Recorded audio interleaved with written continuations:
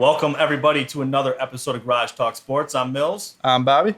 I'm Nick. And we are back again. Nice little delay there, Nick. Sorry. Caught you I had lacking. something in my throat. We're back again in the garage, bringing another episode to you guys. We're really excited this week. NFL Week 1 has come and gone, so you can expect that to be the meat and potatoes of our show. We got a lot to talk about. Bear down. Bear down. Yep. Bear down.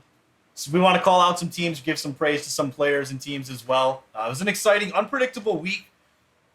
It just felt so good to have football back. That's true. It just, life feels good when the NFL's on Sundays. Yep. When I wake up on Saturday and don't have work, and then for 2 straight days I can watch football all day. It's beautiful. That's such a great feeling. It's such a good feeling. So expect that to be a heavy part of our show. But as always, we have our hot spots that we'll lead off with. Then we'll go into our NFL talk, really dive in.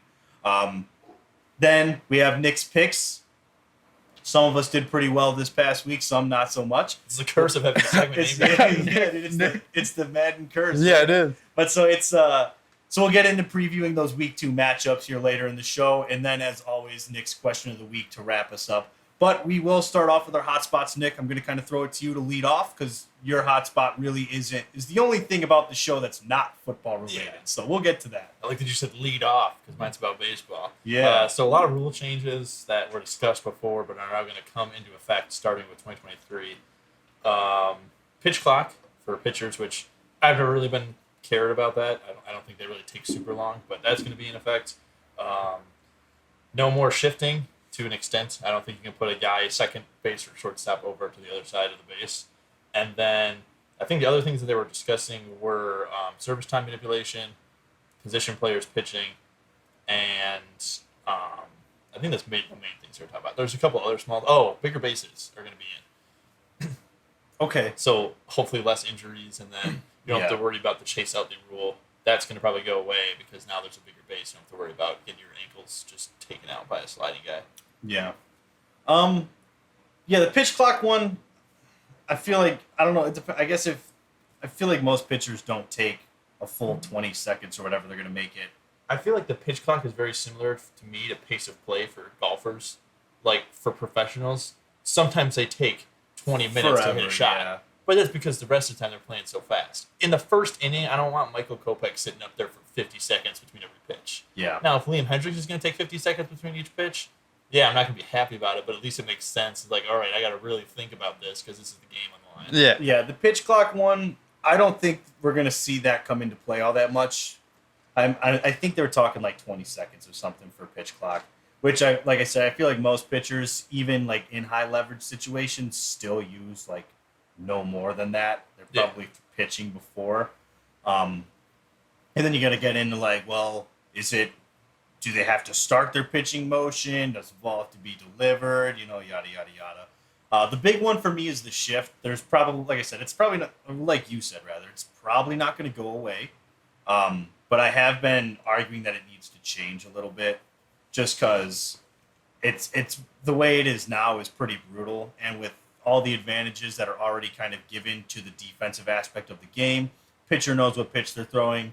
Defense is already in position. Pitcher is going to only throw pitches specific, like that are going to try and force the hitter to hit the ball into the shift. If you limit the ability of the shift, it takes it away a little bit, because it's a little more complicated than just like hit against the shift.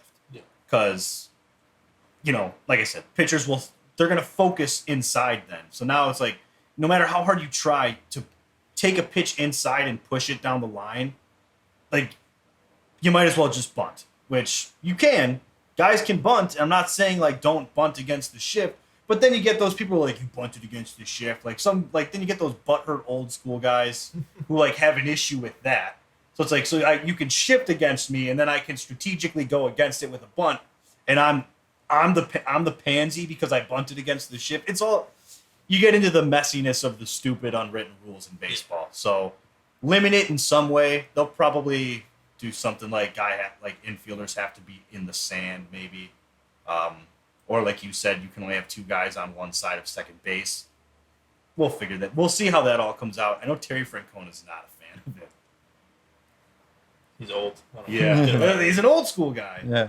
The shift, it's not good for baseball. It makes it boring. It makes it boring. At the end of the day, Well, you're looking talking at about trying to speed it up with pitch clocks. I don't want to see guys run over. And I hate when they shift for, like, they're shifting on Lori Garcia now. that's the Why? thing. Like, I Like- feel like they found out the shift was going away, and they're like, all right, let's shift as much as possible because we're not going to be able to anymore. Like, you're shifting everyone. That was the other thing that frustrated me more than the shift itself. Is it's like, you don't have to shift for every guy. Yeah. Right? It used to be just like power hitters. You shift for power hitters. Lefty power hitters. So you can because throw righties, they don't care. Yeah, so you can throw them out at first from the outfield grass. Like that was the whole point of the shift.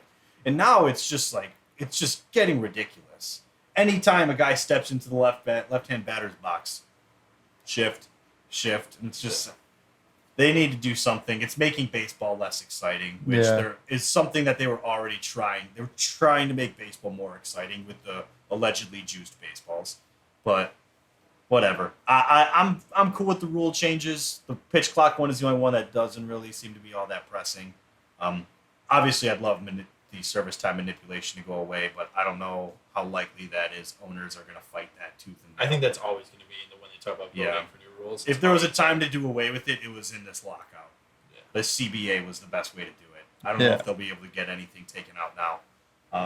I mean, I do like it now. Like they didn't even risk Julio Rodriguez not starting the season because if you finish in the top 3 and rookie of the year, that's a full year, whether how much you play at all. Mm-hmm. So it's like, yeah, that wouldn't have worked out for them at all anyway. So Yeah.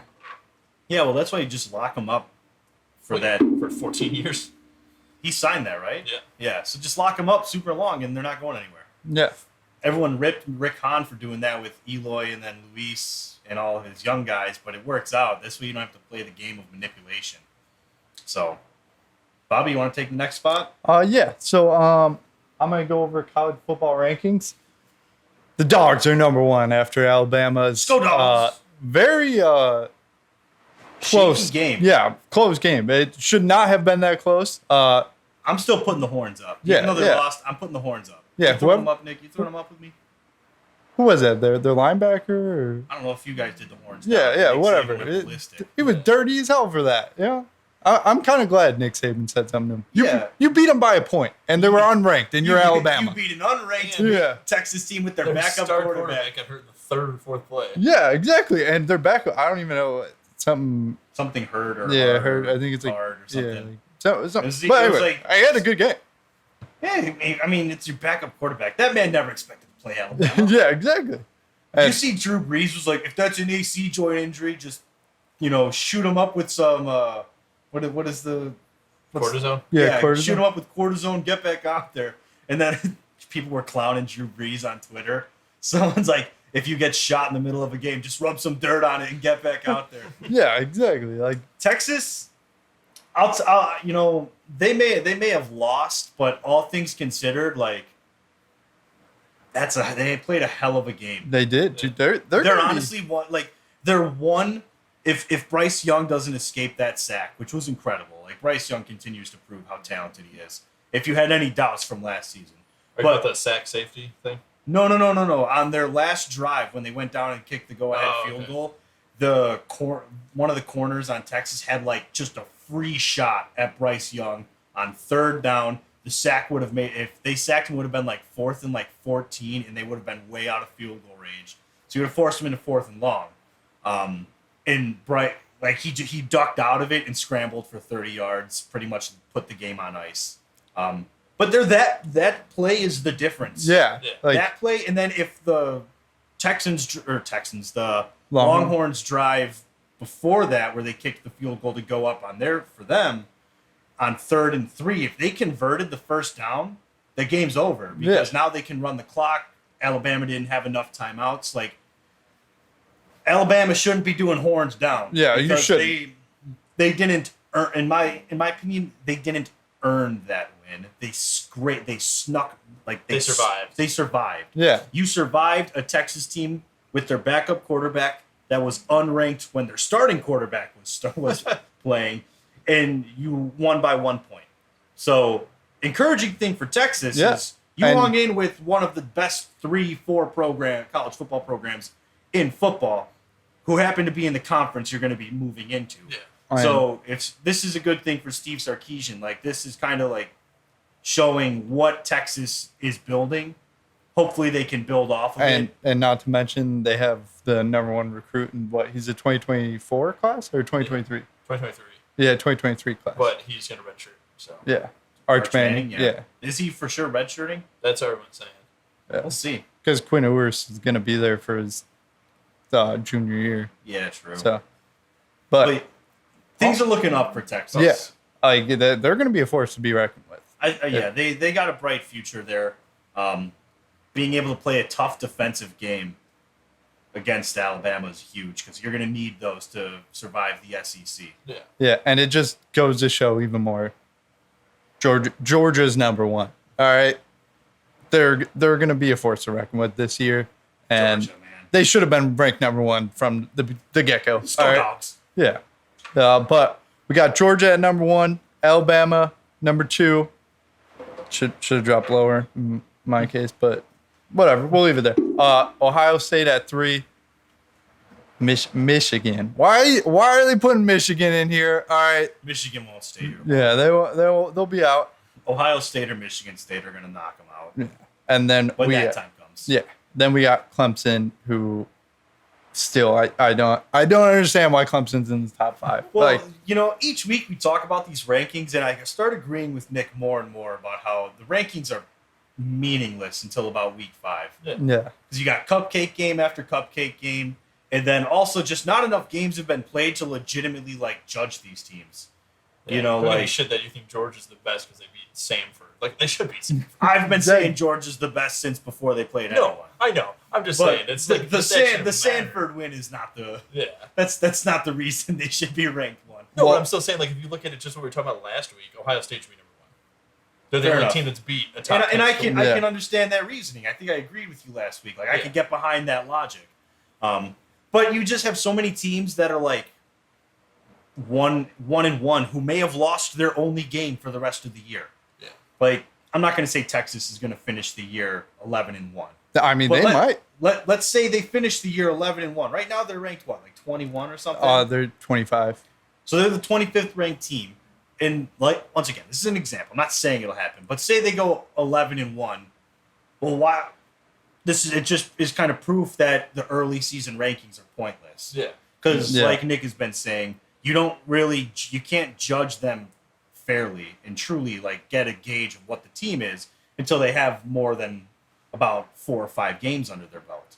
So yeah, that's true. I've been Nick. You've been making me a believer out of your theory. I just look at it North Carolina almost lost to Appalachian State, but Appalachian State beat Texas A&M. North They Carolina did. really shouldn't get knocked for that What- because they beat Texas A&M, which is ranked higher than North Carolina. So it's so you beat a team that's ranked higher than you, but we're going to knock you. But really, they shouldn't. Lack of consistency. That's why I like college basketball so much better because at the end of the year they go through the RPI. So it's all right, who did you lose to? When did you lose to them?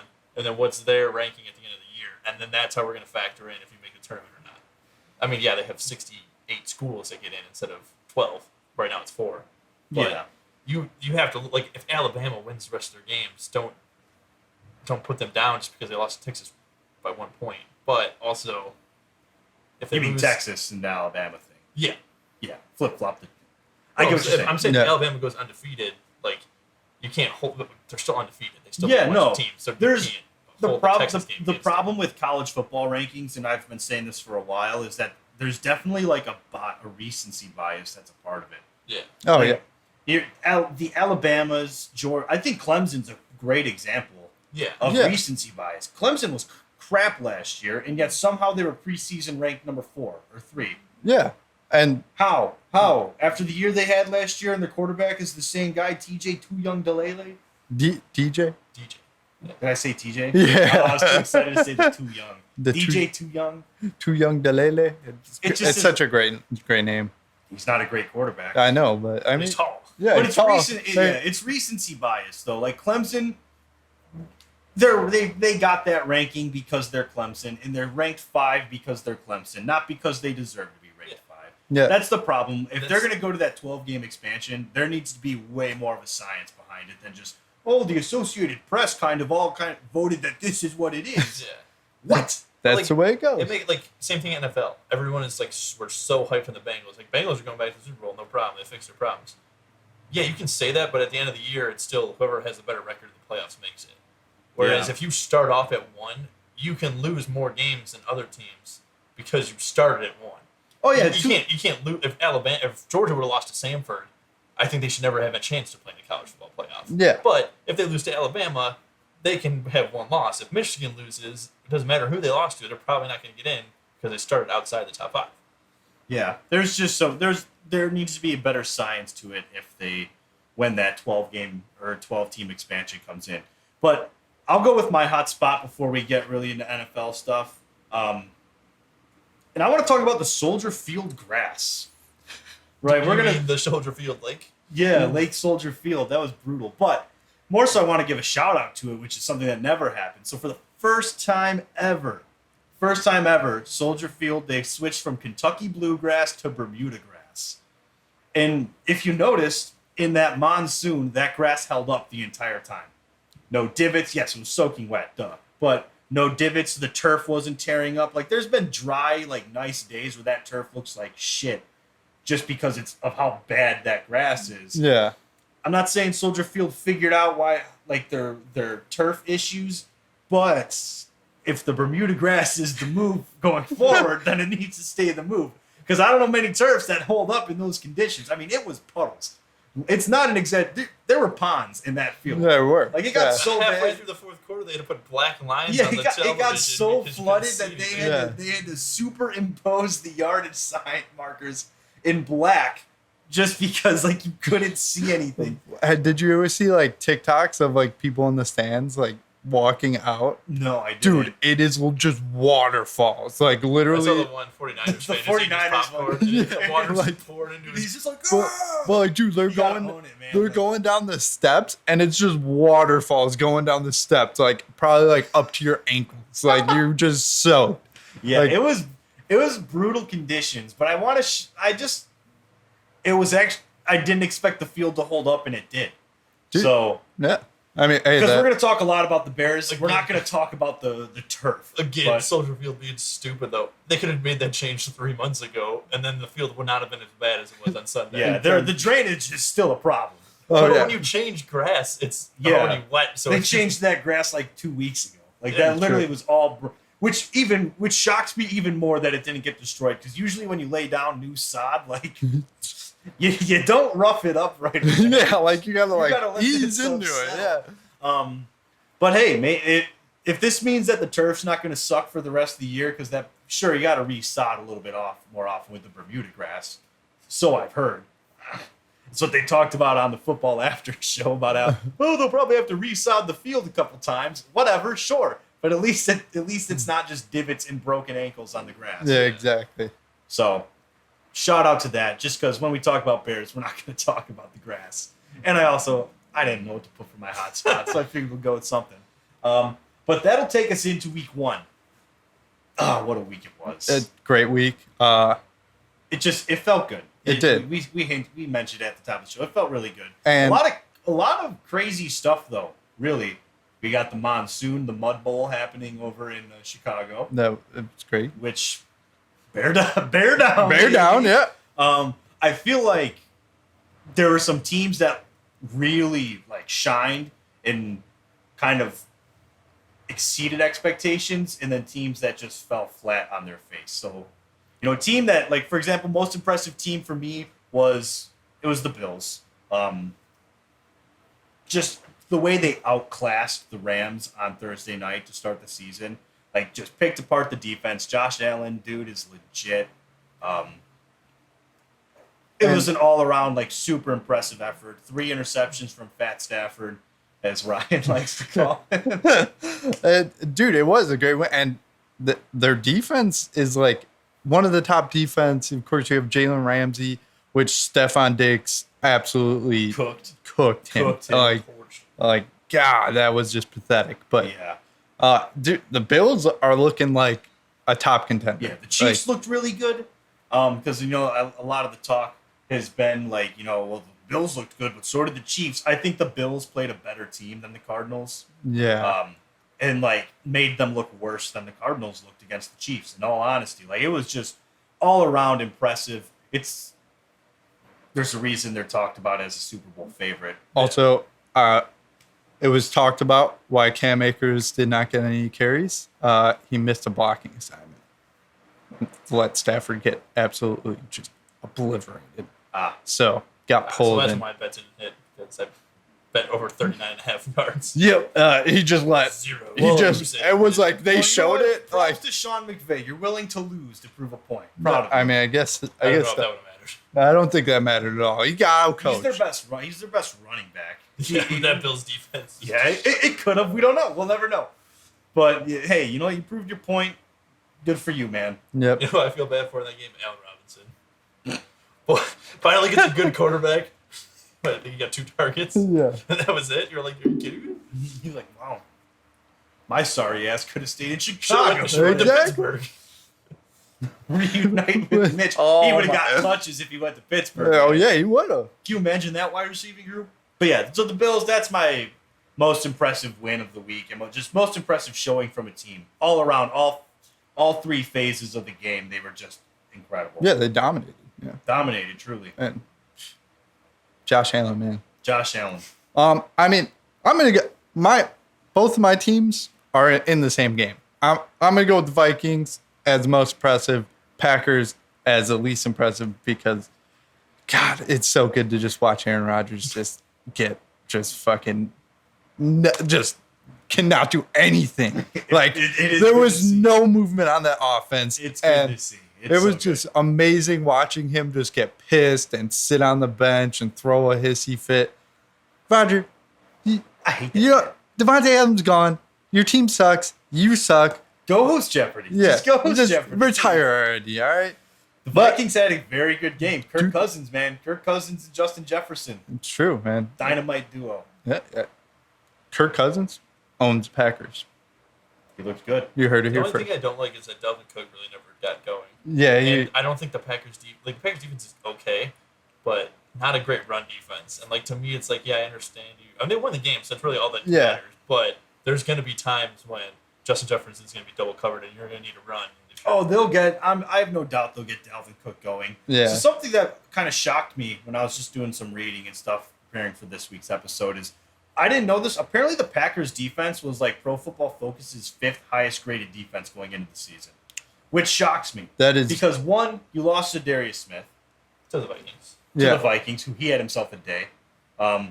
Outside of Adrian Amos and Jair Alexander, I really don't know of any like stars on that team. The Um, guy they drafted in the first round last year.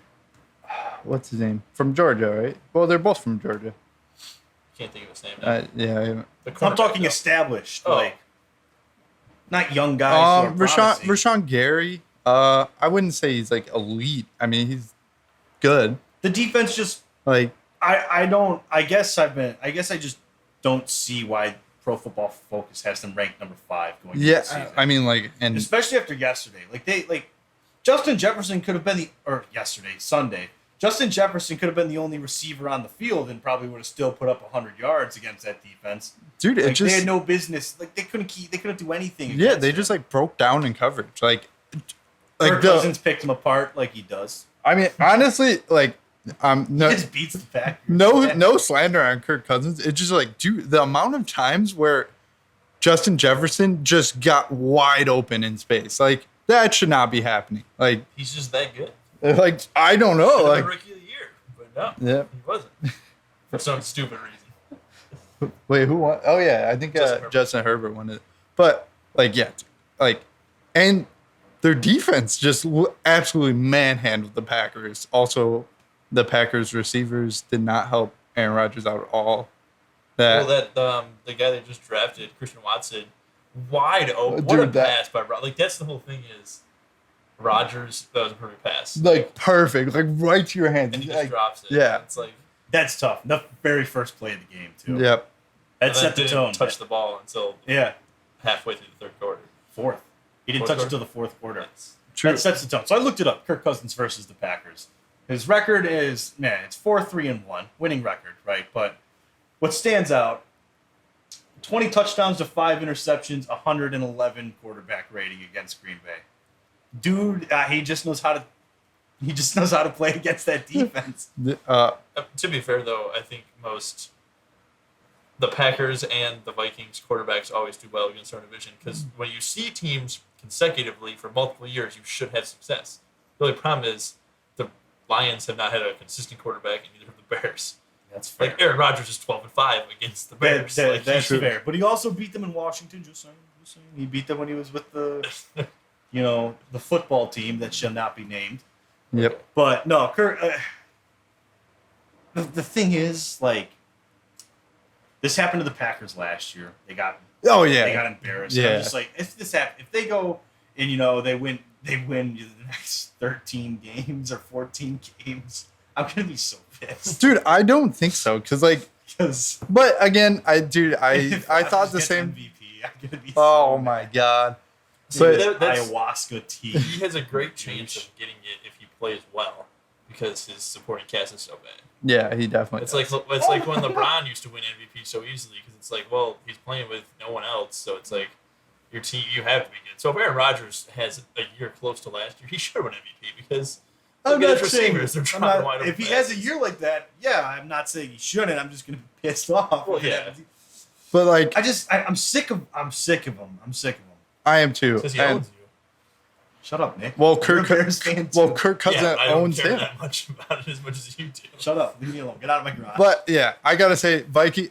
It was O'Connell's first debut as a head coach, and good. Yeah, he looked really good. And you beat Packers. Needs to improve the run game. Not big shoes to fill, so. Oh yeah, there's very low expectations there, Yeah. but. I mean, I've been saying it, Bobby. You've kind of been backing it a little bit. I expect the Vikings to compete for the division this year. Yeah, like this is their time. And like they took one game against Green Bay. If they can sweep Green Bay, not saying it'll happen, but if they can, like, it's their division to lose. yeah, Because after this week, I expect them to beat Detroit twice and the Bears twice. I'll be honest. I expect them, but yeah, because they just like it was a very good game for them, poor game for the Packers. Team that played terribly that I want to kind of point out is the Cowboys. And now losing Dak for the next 6 to 7 weeks. That's pretty tough. Yeah, it just goes to show that like Cowboys fans, you're never gonna win a Super Bowl with Jerry Jones. Like it's never gonna happen. I would feel bad, except your fan base is unbearable. Yeah. And I feel bad for Dak. I do like Dak Prescott. I would like him a lot more, and I would feel a lot worse for him if he was on a different team. Other team, yeah. But he's on the Cowboys. And he's just made out of glass. Yeah, dude's just injury prone, Yeah. man. I mean, the biggest thing, too, is, like, in the past couple of years, he's been getting hurt, but he's been playing well. In this game, he was playing absolutely terrible, and then he got hurt. He looked terrible. And to be no- fair, Brady didn't look very sharp either. But he's also probably going through a divorce. Yeah, he has Allegedly. 11 days. Allegedly. Looks like man hasn't eaten a sandwich since, The he true. unretired. I think he eats I carbs. think that and man's carbs. going through some depression right Yeah. now. Dude's like emaciated. Yeah, he's not. No, Dak didn't look good. And the Cowboys as a whole looked pretty bad. Zeke averaged 5 yards a carry, but he carried the ball 10 times. Once again, Cowboys are undisciplined, tons of penalties. Yep. Which I didn't know this, but they led the league in penalties last year, and they seem to be on pace for that again. Yeah. And it's just, I call it the Mike McCarthy effect. And it is basically that he's not a very good coach, and eventually there comes a point where the talent around him is no longer able to make up for his lack of coaching ability. It happened in Green Bay. It's happening here in Dallas, and with an even shorter amount of time in Dallas. But it's also Dak, not Aaron Rodgers. So Yeah. / Brett Favre. I don't remember if he was the head coach when Brett Favre was there. I or don't not. think I don't think so. Yeah. He was probably brought in right after, for Rodgers, most likely. I don't remember. That's going back a ways now. But Yeah, dude. it's eventually, I wouldn't be shocked if Mike McCarthy gets fired at some point this year, because that's the Jerry Jones method, is just constantly fire your coach. Yeah. and then hire some old guy Yeah. who's washed up. The whole Cowboys organization dynamic is hilarious to me. Like, what other sports does the owner get so involved like Jerry Jones, where he's the one giving the post-game interviews and everything? I honestly could not tell you. Donald Sterling from the Clippers, he was pretty involved. not for good reasons, but he did a post game interviews with his players and stuff like that. It just is crazy. Like Jerry Jones is the one who comes out and goes, "Yeah, Dak has a torn ligament or whatever in his throwing hand. He's going to need surgery." That you never hear that from owners. Usually the coach will confirm it. McCaskey's like 100. I'm not. No, this is every team. The owners don't talk all that much. Yeah, and the Packers. Jerry Jones is like he's like, yes, get a camera in my face now. Yeah, the Packers are gonna send all their shareholders out to go give the press conference. Yeah, the entire village of city of Green Bay. Yeah. Can you imagine all of them trying to talk at once? How many clogged arteries you'd see? Jeez. I hate Green Bay. How many cheese curds? Fuck them. Hey, cheese curds are good. I hate them. They I hate are them good. all. Cheese curds are good though. About the only thing good in Wisconsin. Yeah, the only thing good about Wisconsin and brats. Yes. Oh, a lot of beer comes from Wisconsin. I'm not a beer guy, so I don't do anything. Doesn't matter. for me. It's Sure. that's And what when I am- America's built on. And when I am a beer guy, it's Coors. So boom, that's the Rockies. That's No, Colorado. you gotta say it right. Coors. Coors. Coors. My teams that were impressive for me is the Giants. And it's not so much because they won.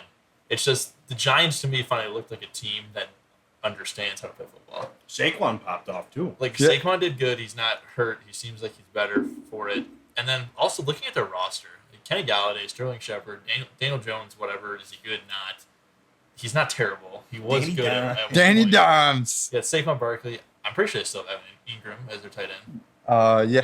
So it's like I don't know. Who you have guys that could succeed, but it seems like your coach has been pulling you back for so long. With Joe Judge, and they had for him, Ben McAdoo. yeah, Ben Ben McAdoo. It's just McAdoo. like, I don't know if they were given the chance. Like they didn't. Is really- there someone between McAdoo and Judge?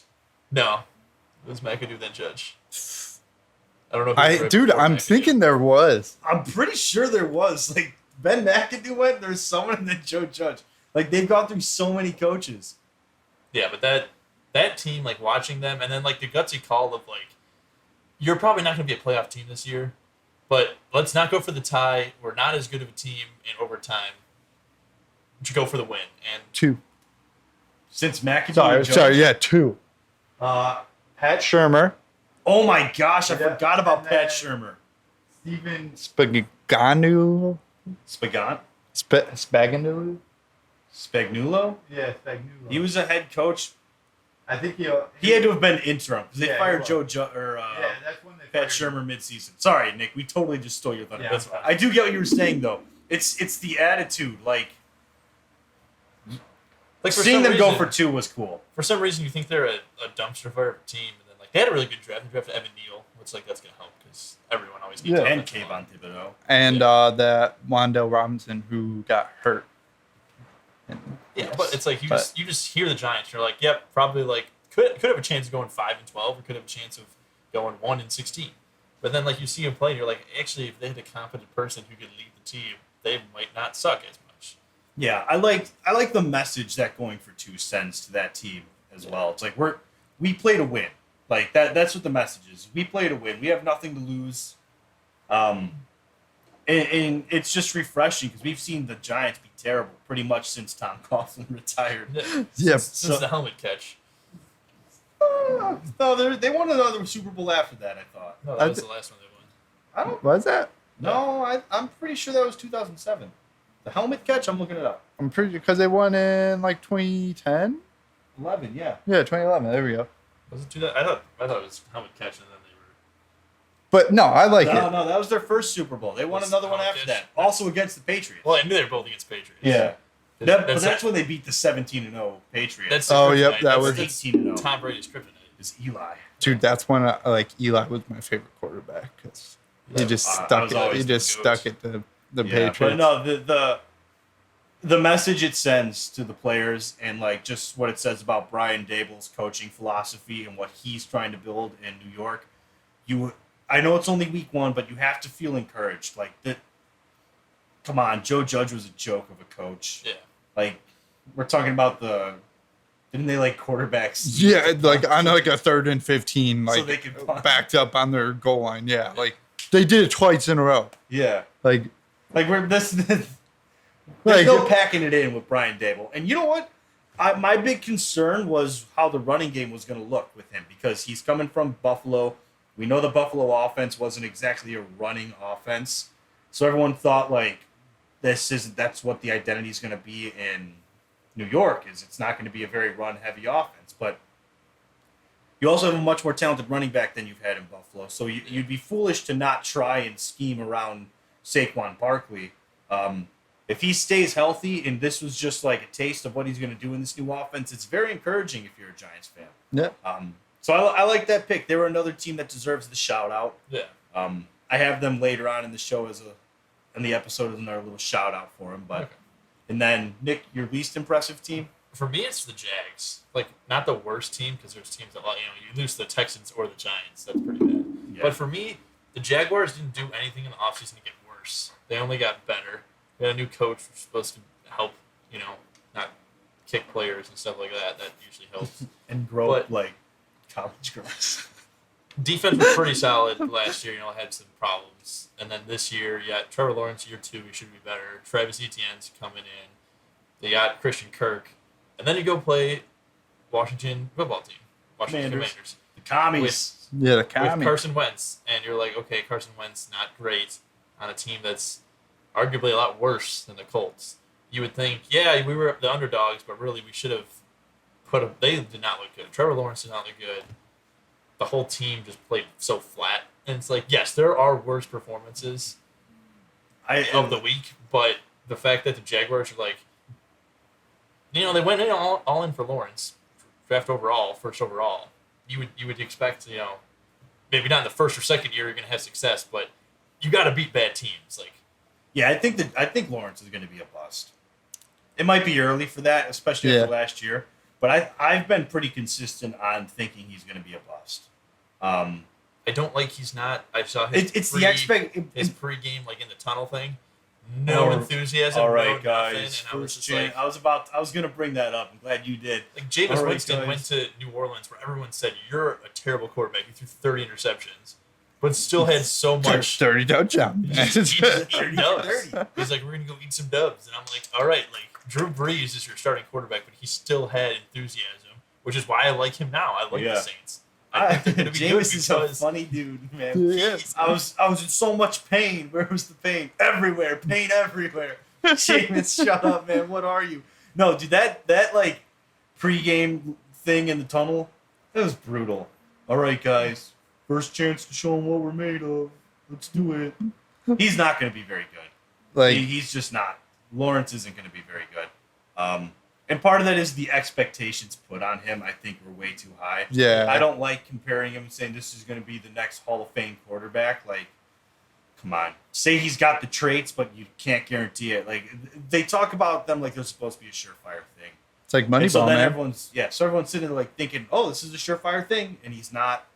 And his career falls apart so much faster because of that. I feel like NFL fans, especially if you're a fan base, have to realize that when you take the number 1 overall pick, You're the he's worst not- team in the league. he's not gonna fix you instantly because you're the worst overall team in the league. Like, There's a reason you got to you pick him. can't go 1-15 at the time and then expect Trevor Lawrence to come through and then make you a playoff team. Like, Yeah. that's not gonna happen. No. Now, if you're Miami, you take Tua. This is year 3 of Tua. He got hurt so he barely played. But also, they've made so many new additions. They have Tyreek Hill. Yes, if Tua sucks, get mad at Tua. But you Yeah. can't get mad at Trevor Lawrence until No, I know. there has to be time. Like, you But can't I'm just instantly like, go. I'm not seeing No, it I'm from not him. saying you. I'm saying Yeah. like Jacksonville fans are already like this. Like, he sucks. He's done. He's the worst person ever. It's like, no, let Give the him a team- chance. But let him have a good team. I don't see it. I don't. Should I have don't never like- got what? rid of. They should have never got rid of Minshew, man. Minshew, yeah, they're gonna regret that one. Like it just, I don't think Trevor Lawrence is built for the NFL. I don't know how to put it. Like he's I don't want to say overrated, dude. He gives me Carson Wentz vibes. Like everyone just fell in love with his size and his measurables and everything. But he's like he has to make the big play. He always he's not about making the smart play.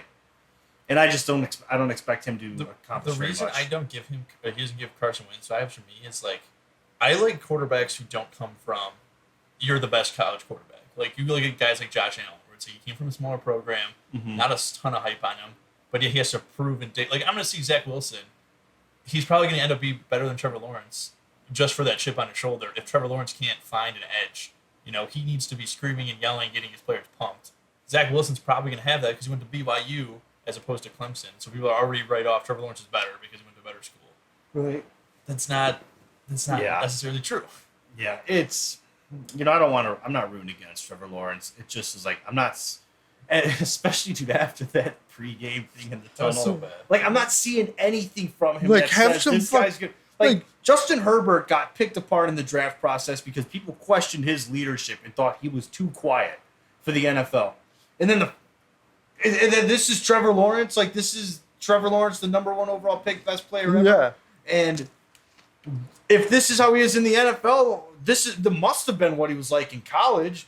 Most guys don't get worse as a leader and get less enthusiastic about playing football as they hit the NFL level. Like, Yeah. Dabo is insanely crazy. He's probably just constantly screaming, so you have no chance to do a hype speech. Yeah. To you. it's just is like I don't know. Trevor Lawrence doesn't look it to me, but that's whatever. There were tons of surprises beyond just that terrible pregame speech he gave to his guys. There were some more surprises in Week 1. Well, the Texans winning. Texans tied actually. Oh, tied. The tie was Yeah. a big That's surprise. a win. No, that's a win. Well, That's a win for sure. But lots of interceptions from QBs that don't throw a lot of interceptions. Joe Burrow threw 3. Matt Stafford, who actually did throw a lot. Joe Burrow threw 4. He threw 4? Yeah, he threw 4. And And a fumble. Yeah, Five so turnovers. 5 Oh, turnovers. Man, lots of turnovers for Joe Burrow. I don't Which- care. should Well- just make the Ravens be ready to win the division. 'Cause I'm sorry, if you cause 5 Steelers. turnovers, Steelers, dude. What are you if talking you about, cause man? 5 turnovers in overtime and barely won, Well, the Bengals went to the Super Bowl. Yeah, the Bengals was the Super Bowl. and And- they had 5 listen, turnovers. listen, if you're listen. forcing 5 turnovers and almost losing a game, you're not ready. Listen, Because guess what? I listen, don't think listen, Lamar's going to have listen, 5 Linda, turnovers. Listen, Linda. All right, the Bengals will get their shit figured out. This offensive line, this is like pretty much a whole new offensive line that they've not played together very much. So I think they just got to get used to playing with each other. They're going to have to figure things out. Bengals will be back because that's their main concern right now. They need to figure out that offensive line because Joe Burrow had no time. Yeah. But, At all. give him credit for If claw. the Bengals come claw. back, that means the Steelers are going to lose, which means they shouldn't be a division winner. Like It doesn't matter. Right? you have to make it make I- sense. It doesn't need. What do you, this is. Bengals, Steelers, Ravens. All right, boom. Boom. Boom. I'll get behind that one. Boom. Yeah.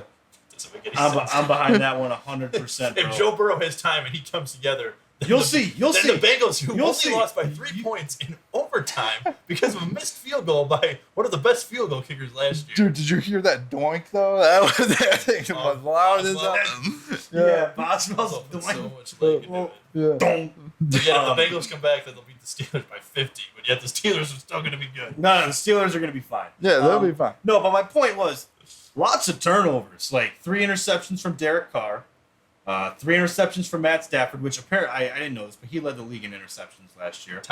Tied. Well, Who Only was, 17. who was I the feel other? like Well, I think Trevor Lawrence was too, right? Trevor Lawrence probably threw a I decent number of picks, but there were a lot of turnovers in Week 1, and a lot of missed field goals. Like this had to have been the worst kicking performance collectively as a league. True. We're gonna put an asterisk on Cairo Santos yeah, though, don't. because Yeah, no, I'm not. Bengals Steelers, that was those are that- bad they field were- goals. I mean, the Boswell doink was at least a really far field goal. yeah, attempt. true. The same thing with the Broncos kicker to end the game. Oh yeah. Yeah, All right, no, all right. 64-yard we're attempt. we're Yeah, gonna we're- go there. Everything over 55 at this point. Before it was 50 for me, but now 55. If it's over 55 Yeah, yeah. and you miss, that doesn't mean you're a bad kicker. That just means it's a long Yeah. field goal. There's Yeah, Very I- small to margin me, of to error. me, I still keep it 50, unless you leave it short. If you leave it short, that's embarrassing. Oh. Like as a professional kicker, though, you should be able to kick from 50 yards. But I'm not upset if you miss a game-winning field goal from beyond 50. Like that's Yeah. that's no longer a gimme. You know what I mean? Like, Yeah, like- you should a kicker should be money anywhere from whatever the shortest field goal attempt can be, 10 yards. I don't really know. 7 something. I don't really know. Like that's something I don't actually know at the official. Like if you're kicking from like the half-yard line, how many yards is that field goal It's like attempt? 12 12. because the end zone's 7, and then End zones are 7. Okay. and I think you're about 5 feet back from the line of scrimmage when you kick it. 5 yards back. Yeah. Something like that. Yeah, that sounds So about maybe right. 12. So 12. But if you can't be money from them, we'll go 12 for this. 12 to like, high 40s, you're not going to last in the NFL. Yeah. But you have to, if you can be like, not automatic, but like really consistent, like 88% or higher from there, you're good. Anything over 50, I'm not going to be pissed. I'm going to be like, Unless you're Justin Tucker. And then you're like, what the yeah, fuck are well, you doing? Justin Yeah, Tucker, you just- shouldn't ever miss a kick ever. But Yeah, true. and if you do, you suck and should retire. But Well, we did see Rodrigo Blankenship he got got cut. cut. Yeah, Okay. yeah, missed that. But also, I'm just gonna have to say it. Daniel Hackett. Here's my hot take: worst coach out of all of the new coaches this year, and he's gonna be an absolute bust. Fired within 3 years.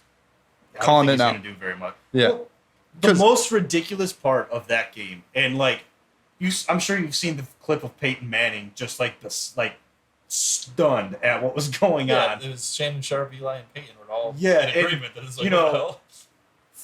It's 4th and 5, 48 seconds. You have all 3 timeouts. You ran the clock down to like 22 seconds, then called a timeout and sent out a 64-yard field goal. The second longest attempt, or second longest make, it would have been in NFL history. Yeah. So it's like, What were are you doing? Yeah, exactly. You have Russell Wilson, who's arguably a top 5 quarterback, and you're not going to trust him to pick Geno up 5 Smith's more a yards. top 5 quarterback after the Get I'm out kidding. I'm kidding. Hey, But I'm gonna Shut your give some, mouth right now. but I gotta give some love to Geno. He looked good. He did look I- good. And he The dropped Broncos the were my coldest line ever, man. Did you hear his interview? No, They wrote me off. I ain't right back. He did say that, yeah, That's yeah. beautiful. that's solid. That's Mad solid. respect to Geno. That Broncos were very close to my team, besides the Jags that I picked for. I had high hopes for the Jags. They're disappointing for me.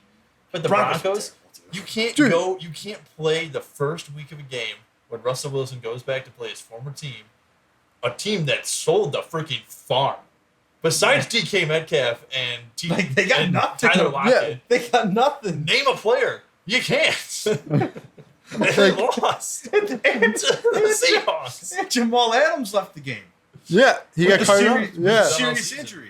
He's gone. yeah. And you lost, and you fumbled. You had three possessions in the red zone, And- walked away with with- 3 points. Yeah, exactly. Like, it's just Did you see the meme of after the game when Pete Carroll and Russell Wilson shook hands? He was It like, was "See, it was like Jordan. See, we shouldn't have ran in the Super Bowl." That's what he said.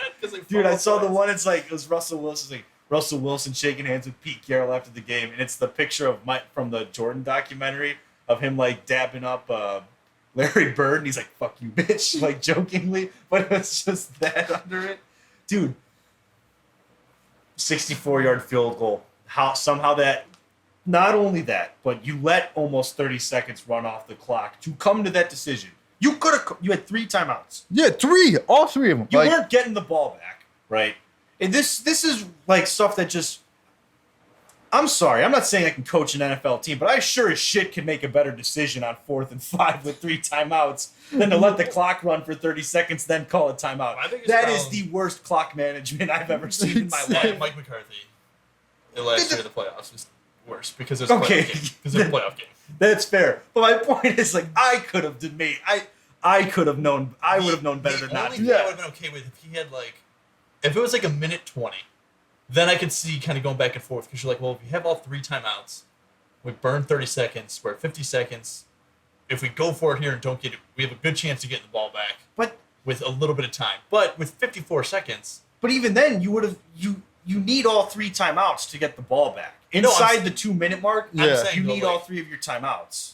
that's what I'm saying. Like, I would still kick a field goal right away, but I could see some time going off if you have over a minute because you're like, we don't really know. With 54 So you think seconds, about it a little bit, sure. Yeah, with 54 seconds, this is your last possession. Don't even forget how many timeouts you have. You're not getting the ball back. And if you are, there's 3 seconds left. It's a Hail Mary pass. That's not what you're going for. It just is like it's stupid because I get what you're getting at, but like if you're even remotely second guessing your decision, call the timeout. Yeah. There's no yeah. reason to Or send your just offense send on your the field goal unit right out right away. If Yeah. you're thinking you can get the ball back, and then commit to it. But like to have your offense mull around, not have a play call ready, let them huddle up, take the clock from like 48 seconds to like 22, 24 seconds, whatever it was, and then you call a timeout. Mind you, the offense never lined up once, so you didn't get to see what the defense was throwing at you. They never even lined up. They stayed in the huddle, called the timeout after you burn about 30 seconds, and then you send your field goal unit out there. The dumbest, and I mean the dumbest decision of week 1. Nathaniel Hackett's a fool. And like at the bare minimum, you should have had him line up and like try to draw him off sides and get get honestly, a free. I'm not gonna like sit here and be like, oh, Russell Wilson deserves some blame too. But Russell Wilson, you are what is he now? A 10-year, 11-year veteran in the NFL, like $256 million quarterback. Call the fucking timeout yourself. I'm sorry. At some point, dude, Tom Brady, Aaron Rodgers, hell, even possibly Matt Stafford, they're not even letting their coach make that mistake. Yeah, they're not letting 30. Like Aaron Rodgers, one of the best at clock management on his own and just being mindful of everything going on around him. He would have called that timeout. He would have never even let Matt LaFleur burn 30 seconds to decide whether or not he wants to kick a field goal. Right? He would have called the timeout, and Matt LaFleur would have had to make the decision during the timeout, not have him go, man, what should we do? Yeah. I don't have a play ready for this 4th and 5 attempt, and I don't know if I should kick it. Let me read my playbook a couple times while also thinking about kicking a field goal, and then I'll call a timeout because I'm still not ready. He was like getting mad. He's looking for that one play he wanted. He couldn't find. He's like, oh shit, it's a timeout. Damn it. You just scroll through the coach suggestions, like it'll come up eventually, and then you're like, I don't know what formation it's actually in now. I got to go through. But like, if it was the Ravens, fine, different story. I get it. Justin Tucker, you're gonna trot him out there. Yeah, there's probably like a 50-50 shot he's gonna make this, but it's like, dude, you knew he wasn't gonna make it. Like, there was like it was just complete. McManus has never made a kick beyond 60 yards before. And yeah, it's my like whole big thing is like, okay, so say it is Justin Tucker, so it's like, all right, now it makes sense to waste 30 seconds because then you're taking 30 seconds away from the other team trying to go get a field goal. It's just stupid. When you don't have that, be like, hey, kicker, I have confidence in you to make this. I'm going to hype you up a little bit and take a timeout now, and we're going to have some extra time. And he's like, no, 20 seconds left, timeout, now get out there. Nah, it's like... And dude, it was 5 yards. Like, it was 5 yards to pick up. You are paying Russell Wilson $250. He did almost make it, yeah. I mean, credit to him for trying, but you're paying Russell Wilson $256 million. And you took the game and put it in the hands of your kicker who's never made a kick from that far. And it's like, it's not the kicker's fault. Yeah, no. Which I'm glad. Sometimes people are just like, oh, what the Brandon McManus, F yourself. No, Nathaniel Hackett is a clown for that one. 64 yards. Like, it's so bad. Like, it's embarrassing. And there's no answering for it because, yeah, he came out and was like, looking back, we should have gone for it. Yeah, no shit. It's easy to say that now that he missed the kick. Yeah. And like, it's like, you're the coach, though. You should have known that in the moment. And like, the fact that he's even like going back on it, like, no, own it. Like, you did it. Like, own it. Be like, I made this. Yeah, like, Pansy. don't come back now. Like, or just make the comment like, I should have called timeout right away, and then decided what we wanted to do, so that we wouldn't waste 30 seconds. Because then if they get that first down, like say they go for it, get a first down, you just wasted 30 seconds for no reason. Yeah. Stupid. But regardless, if you got the first down, just call another timeout, and there you go. You're probably shooting a 55-yarder. Like, yeah, but then you could have you would have been able to run the clock a little bit more. You could have got more yardage. Yeah. Like, it is so bad. Inexcusable. Yeah. That is the ESPN not top 10 moment of the week one right there. Sure. Also, another hot take, Broncos going to be last in the division. That's not hot, dude. I've been saying they're going to finish. We've all been saying they'll finish last in that division. Nothing about that is hot, Bobby. Yeah, well, like that is the most room temperature take. Especially after week one when they lost. Well, Derek Carr threw 3 picks, so. Doesn't matter. They played a division team. They played a better team. Yeah, a very good defense. They played arguably Chargers who I think is going to finish as the best defense in the league. Chargers defense popped off. Khalil Mack 2 sacks. One of them a strip sack. Picking up where he left off. Yeah, when you have to double team, or you can't double team. Yeah, that team is the Chargers. The Chargers are going to be so good, but yeah, no, that's not. I'm not going to say that's a hot take.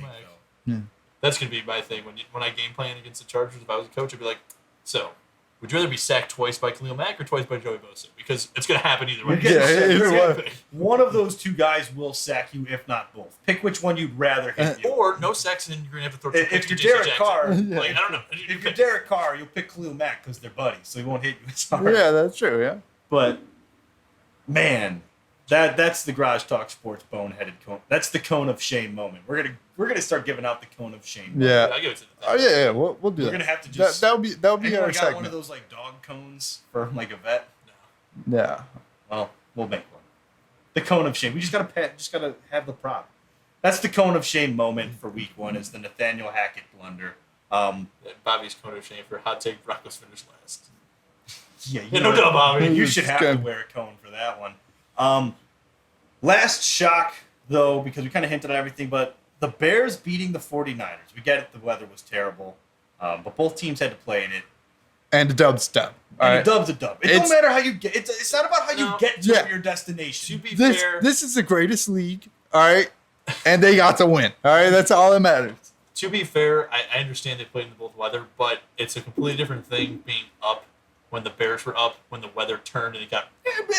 When the Bears scored both They of their st- touchdowns, they still it scored. was I hear you, nowhere but near I'm gonna- as bad as then when now the 49ers are down and you're going to Okay. have a quarterback making his And- third start of his career Okay. trying to throw in a torrential downpour you know what? that no one and he's never And, played in a weather okay, game I hear before. you, but do you know the 49ers average field position for the first half was at their own 45-yard line? Oh, I completely understand that. I'm just Like, saying. When the weather wasn't bad, they started basically at for a team midfield. to be if the Bears would not have scored either of those touchdowns and then started downpouring, the Bears wouldn't have won. I don't know that, but they I- did. I understand, But my but- point is, the 49ers had more than enough chances to go up big on the Bears, and they couldn't. Yeah. You don't get to be like, oh, the weather got bad after the Bears went up. The 49ers could have been up by 25 points at half. They started basically at midfield for 4 straight possessions. And if the weather didn't And get walked super away bad, with 10 the 49ers points. could have scored 3 touchdowns in the second half because their offense might have started clicking. Their offense wasn't clicking at all the entire game. I'm saying No, could have started. The Bears' offense wasn't clicking in the first half. Yeah, it when could. It was nice weather. It sure as heck could have started, but it never did.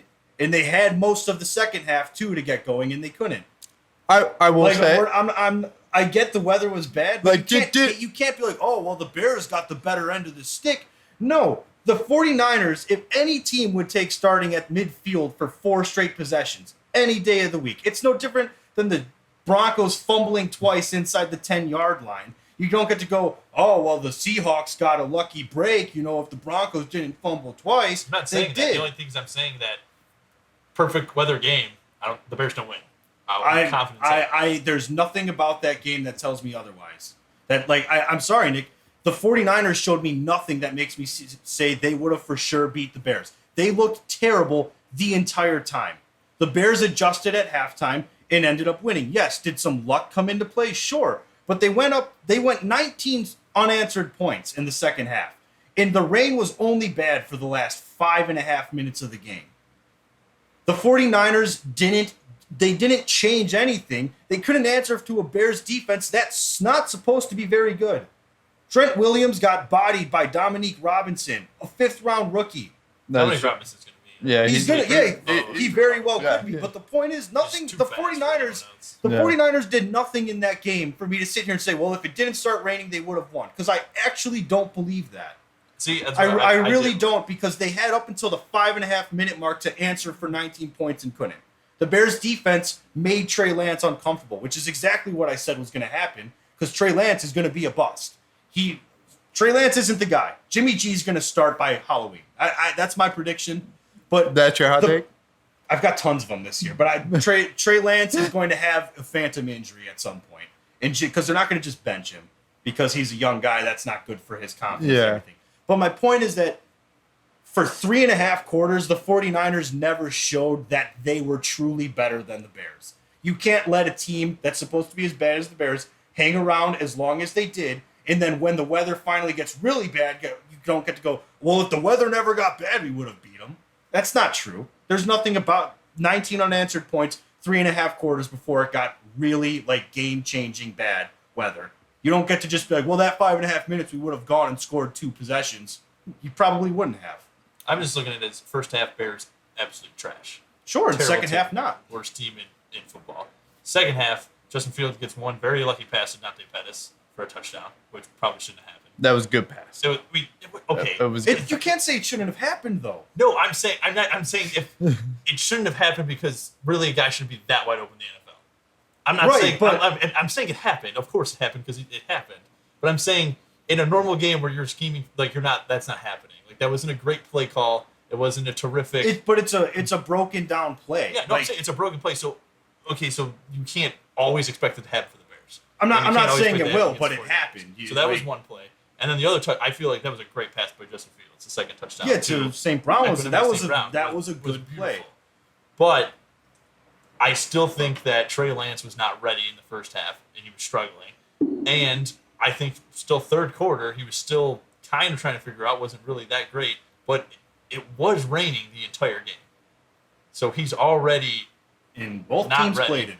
I understand that, but Justin Fields played in a whole almost half a season more than he did, and he played in the Midwest in college. Trey Lance never played in a game where it was even raining once before Sunday. Well, Trey Lance has thrown 300 total. Hasn't even thrown 300 total passes. So in I'm saying football since his senior year of high any school. kind of rain or weather or any wind, something like that, the benefit is going to go to the Bears, even though they're worse because their quarterback is a little bit more. But that weather plays into what the 49ers defense and offense is built. Strong running game, strong defense. Until your Bad running back weather gets hurt favors. in the first half. What? Until your running back gets hurt. Yeah, well, guess what? Debo Samuel was your best running back all year last year. That's true. It doesn't. Yeah, but if you're not game planning for that, then you got to change it. Okay, well then the coaching wasn't capable of making that change, so the coaching wasn't good enough. But we get to make excuses all we want for the 49ers because how dare we just accept that the Bears actually were a better team on Sunday than them. That's what it came down to. We're not making tons of excuses for the 49ers just because Trey Lance is young, you got to give him a break, the weather got bad. No, the Bears on Sunday, whether they're going to be the better team for the rest of the year, probably not. But on Sunday, the Bears were the better team than the 49ers. Simple as that. Sunday alone, they played better. Defense played better. Offense played better. They both teams played in the conditions. I get that for the last 5.5 minutes of the game, it was very unfavorable for an offense on the field. It was an absolute monsoon. I'm acknowledging that. Once it was 19-10 and that rain started, yes, everyone knew the Bears were going to win because you can't throw a football in that. But for 3.5 quarters before that, you had tons of opportunities to be the better team, and you weren't. Unless you're Josh Allen. I think Josh Allen probably. Well, no, for that football, it's just about Josh Allen can do it, man. I'm telling you, man. No, But- Kenny Pickett would have the best chance It's- because he wears two it's gloves. just like- and that glove holds the ball better. Justin Fields had to go get 2 gloves. Maybe Neither maybe team, Trey Lance should have switched to 2 gloves and would have been perfectly okay. neither team looked good. And yes, the Dante Pettis play shouldn't happen. But that play happened because Justin Fields is a dual threat quarterback who escaped pressure and the defense crashed on him. And that's what happens with young quarterbacks when they leave the pocket. Everyone thinks they're going to just run. So the fact that Justin Fields keeps his eyes open and finds his last read on the play all the way across the field wide open, the defense thought Justin Fields was just going to run. It's a good play by Justin Fields, bad play by the defense. Yes, you don't expect it to happen every week, but it shows you that Justin Fields is going to be able to make good plays, whether they're broken plays or not. I'm not going to be the guy who sits here and tries to justify why the 49ers lost or anything other than they played worse than the Bears. I'm just saying I think a lot of people are like, Bears are like good now. No, I don't think the Bears are good now. I'm not saying thought you. they were the better I'm team. saying in general. I'm saying in general, everyone's like, now the 49ers are written off, terrible team, Bears good. And I don't think that's right. I think the Bears are still not that good. The Bears aren't going to be very good. They got very lucky But- when they scored and then when the weather turned. But also, you're playing at home for week 1. You're going to have a little bit more. It's easier to defend your home field than on the road. But it's good to get a week 1 dub. Packers lost, and there's potential hope. And now we know not to bring towels on the field. That's true. I did not know that rule. Towel gate, man. I was so confused hearing that. I'm like, what? I'm like unsportsmanlike conduct. Well, at first you see the flag and you're like, okay, either illegal formation, I figured false start. delay They of said game, like you didn't see. unsportsmanlike, and I was just, what? Even Well, though they it's said- like by rule, by Unsportsmanlike bullshit. under, and then they said number 16. And I was like, well, Santos is 16. But I'm like, no one else is going to be number 16 out there. Like, And I'm like, who is this guy? That was a brutal. That sucked. Pat O'Donnell wouldn't have done it. You know what? This dude's got a leg, though. I will admit, he's got a leg. His punting really helped the Bears for a little bit there. But no, other thing about the Bears game that I want to focus on, offensive line actually was the highest graded offensive line in week 1. They had the highest pass block win rate by 88%. Usually around 70 is considered a very good win rate on your pass blocking. 88%. 70, like high 70, I don't remember the exact number. High 70s, like just overall unit grade by Pro Football Focus. Highest grade in the league for both of those, the win rate percentage and the Pro Football Focus grade. And then Tevin Jenkins, who, trade block, trade piece, not a future on this, doesn't have a future on this team. 8th graded right guard in the NFL in week 1, and Larry Borum was 14th for right tackles. 2 young pieces who played very well. I'm not saying the Bears' offensive line is good, and the weather certainly helps an offensive line be good in that situation, right? But it's encouraging that they were able to hang in there with a very dominant front seven. Yeah. Also, who's going to be who is RB1 for the Bears now? David Montgomery. I think you still have to give it to David Montgomery. I think it benefit. I feel like Khalil Herbert's more of a speed. He's using his speed to get outside. But when you're a guy who bounces around so much, like David Montgomery, where he's avoiding that first hit, when it's wet outside, you could see he would try to stick left, and the guy would already hit him before he even made his move. Yeah, I think, there's all those talks of Herbert or Montgomery. It's really a two-headed beast. You have to balance it, and I agree with you, Nick. I think the weather and field conditions played more into the Khalil Herbert style of running. You can't ground and pound all that well when, like, the second you plant your foot, it slides. Yeah, like you just like it doesn't. Just look at Cleveland. Who's your RB1? Nick Chubb or Kareem Hunt? Yeah, it's Nick Chubb, but Kareem Hunt had a better game.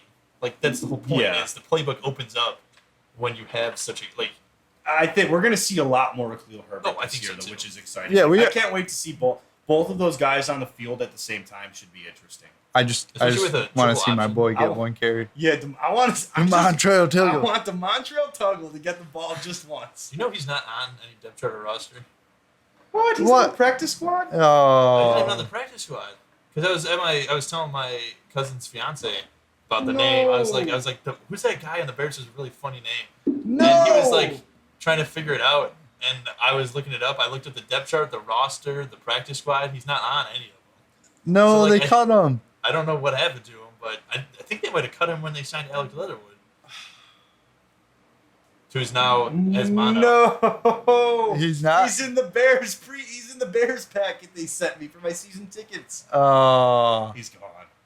Yeah, but that thing. Yeah. I want him back. I want the Montreal Tuggle. That's it. I'm canceling my season ticket package until he's at least on the practice squad. They don't care. I know they don't care. they're just gonna move on to the next guy.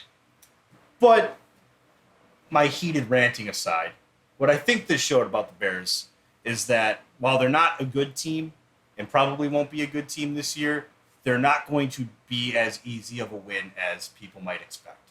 The defense, I think, is going to – the defense looked really good. And if Dominique Robinson can emerge as, like, a legit, defensive lineman, and you can have him and then Robert Quinn and then maybe Travis Gibson getting in on some action, like, you could have a solid 3 right there.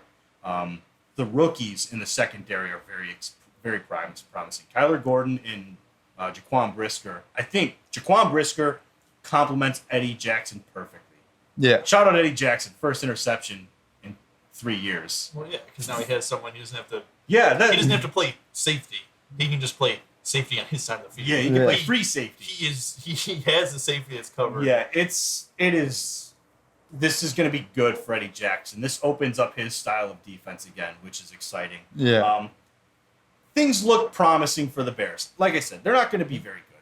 Tied for first. Tied for first. That's all that matters. I'll tell you what. If they beat Green Bay Sunday night, I'll get Matt Eberflus's initials tattooed. I'll get M.E. and bear down right on an ass cheek. That's bold. All right, I'll do it. we're shaking on it.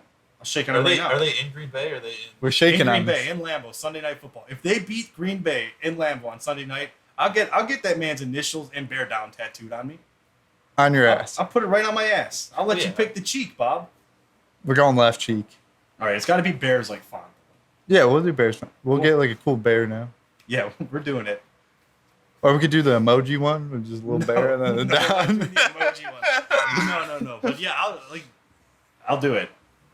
But the Bears aren't going to be very good. But I think they'll be more competitive than people expect. I think what you could take away from week 1 is they are a well-coached team. Yeah, they're well Like coached, penalties, very disciplined. Yeah, penalties were there were very few penalties.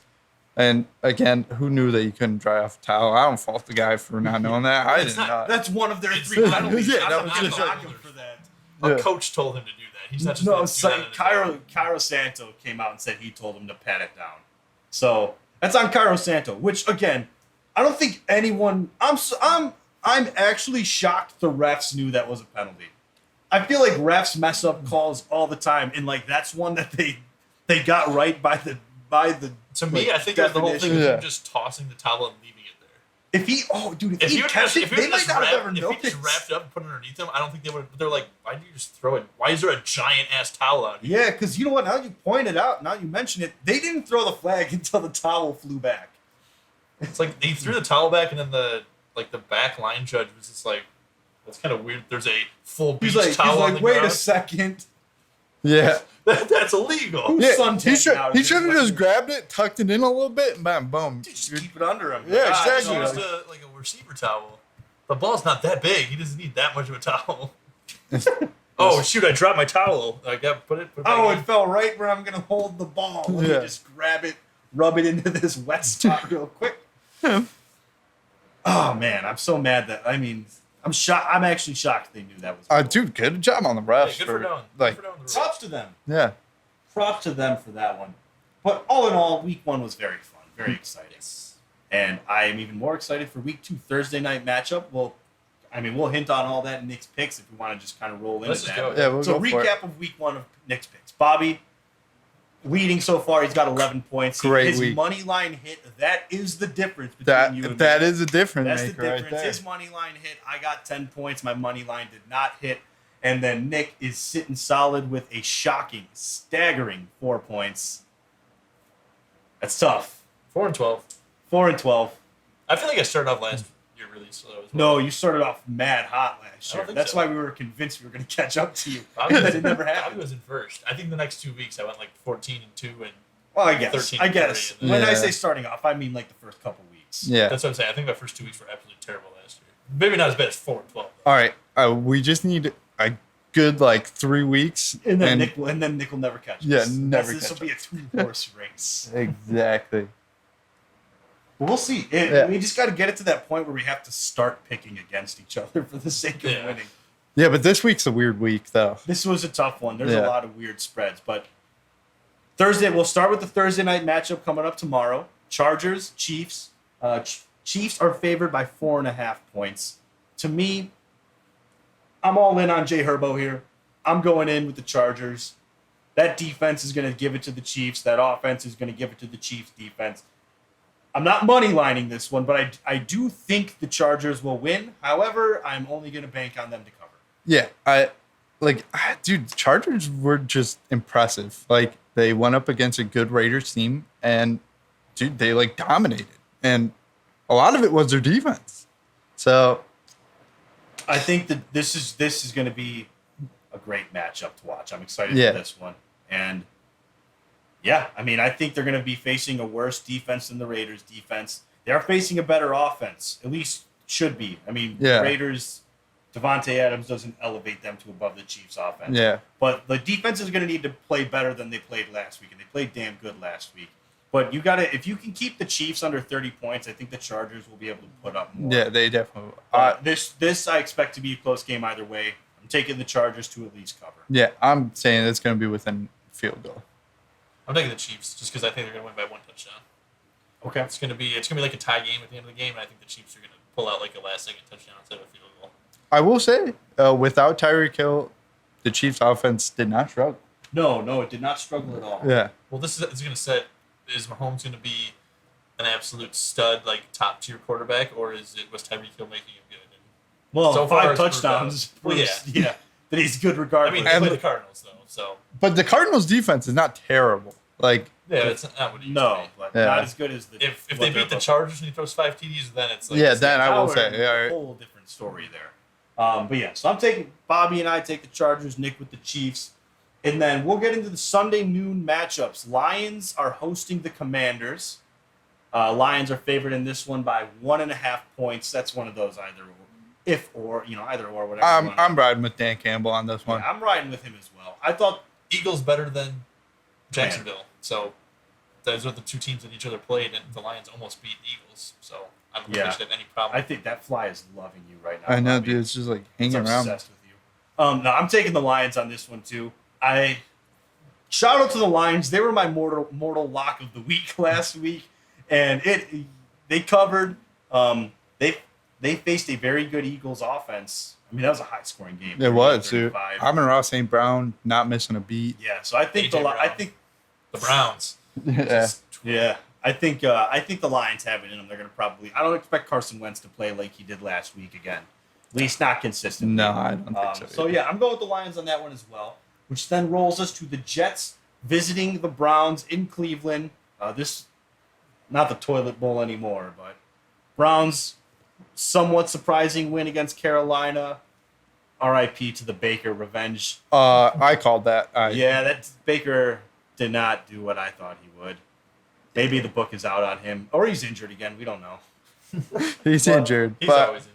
But yeah, with that, I'm taking the Browns. yeah, Browns. It's if Zach Who are Wilson. favored by 5.5. I should say. I should mention. If Zach Wilson's in, Still the Browns. I would No, maybe I think take. if Zach Wilson's in, I think they cover for sure. Yeah. I have a chance of winning, but also the line would be different too if he was playing. Yeah, But yeah, That's I think true. I'm going Browns. I don't think it's gonna be that close. Yeah. And then we got the Bucks going into New Orleans, correct? yep. Bucks going into New Orleans. Bucks are favored by 2.5 points. So this is another one of those toss-up games, really. Anything under 3.5 is kind of like they kind of had to give a spread, is how I see it. I'm taking the Saints though. Swept the season series last year. Bucks did not impress me on Sunday Night Football. I'm not saying that they're going to play like that all season, but they did not look very sharp as a team. And I thought the Saints, while maybe the Saints should have handled the Falcons better than they ended up, winning by a field goal in the waning seconds of a game isn't ideal against a team like the Falcons that are supposed to be terrible. But they won with Trevor Siemian twice last year, so I gotta put trust in Jameis. He was fighting through all that pain everywhere this past Sunday. I like the matchup in New Orleans as well. Very hostile environment. I think that the Saints have a really good chance here, so I'm taking the Saints. I'm going with Bucks. The Saints played the Falcons, so I feel like you really didn't get a good measure. So Bucks played the Cowboys, who suck. yeah, but I'm not counting Tom Brady out. All right. But you know what? Micah Parsons just had himself a day against that O-line, Yeah, he did. and I think the Saints have a better defense all around. Yeah. So I like my Saints pick. Nick, I'm going Saints money line. It's my money line. you're money lining them. Oh, It's only 2.5. I feel like that's one of those. That's no. We gotta put. You have it in there yeah, already. he's got it in there. Nick money lining that matchup. I like that one. I've Yeah. said before I like the Saints over the Bucks this year, and then when you add Marcus May and Tyrann Mathieu to that defense, that's if you beat Brady twice before, and Jameis Winston's healthy this time, Fair enough. That's a good money I'm line pick. confident that by them That- winning. That's a good money line pick. I like that one. Then we go to Panthers visiting New York, the Giants, not the Jets.